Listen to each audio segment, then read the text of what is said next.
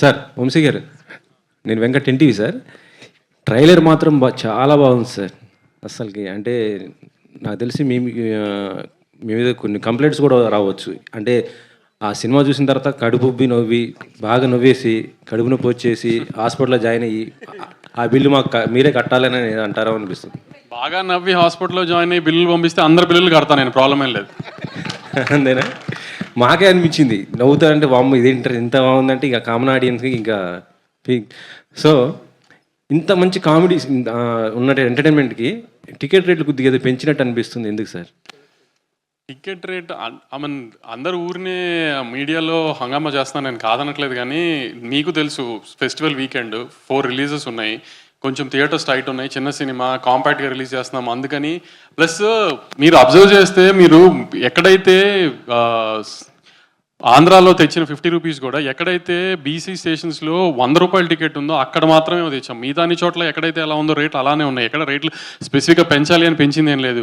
కొన్ని స్టేషన్స్లో కొన్ని ఊరుల్లో 150 ఉన్నాయి, అక్కడ కొన్ని ఊరుల్లో 100 ఉన్నాయి. అలాంటి చోట్ల 150 అమ్ముకోవడానికి ప్రొవిజన్ తెస్తూ అది లీగల్గా 50 రూపీస్ తెచ్చాము తప్పితే అదేదో కొత్తగా లేని రేట్ అని ఆల్రెడీ ఇప్పుడు దాకా మార్కెట్లో లేని రేట్ నేమేం తీసుకురాలా.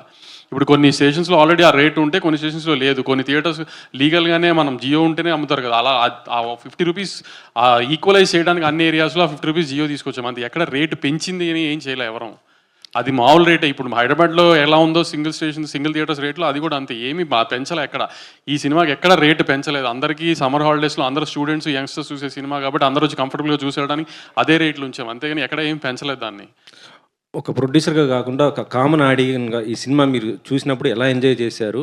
ఒకవేళ మీరు కనుక రేటింగ్ ఇవ్వాలనుకుంటే మీరు ఎలా ఇచ్చుకుంటారు? సినిమాలకు రేటింగ్ ఇచ్చే కల్చర్ని నేను నమ్మను అసలు. కానీ నేను బాగా నవ్వుకున్నాను సినిమా. నేను మ్యాడ్ అనే సినిమాకి మామూలుగా ఆడియన్గా టికెట్ కొనుక్కుని వెళ్ళేది నవ్వుకుంటానికి. దానికి నేను కంప్లీట్గా నా 250 రూపాయలు 200 రూపాయలు ఏ రేంజ్ టికెట్ కొనుక్కుని వెళ్తారో ఆ టికెట్ ఆడియన్స్ కంప్లీట్గా సాటిస్ఫై అవుతారని నేను గట్టిగా నమ్ముతున్నాను.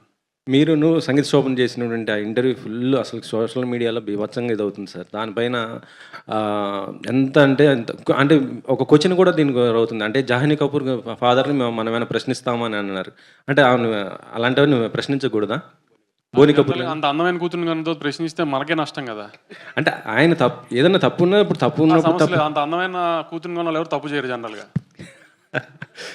Okay sir.